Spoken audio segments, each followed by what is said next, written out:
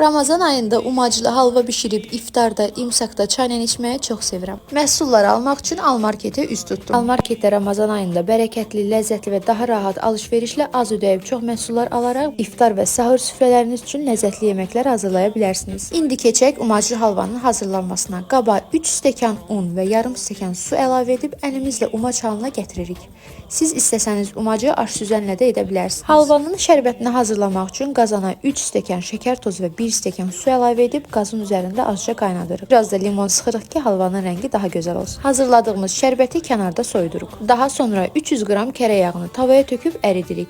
Hazırladığımız umacı da bura yavaş-yavaş əlavə edərək qarışdırırıq. Un qızılı rəng aldıqdan sonra qazın altını söndürüb soyutduğumuz şərbəti halvanın üzərinə əlavə edirik. Halvanın duru olması sizi qorxutmasın, soyduqca bərkiyəcək. Allah hər kəsin orucunu, dualarını, Ramazan ayında verdiyi ehsanları qəbul etsin. Hələlik.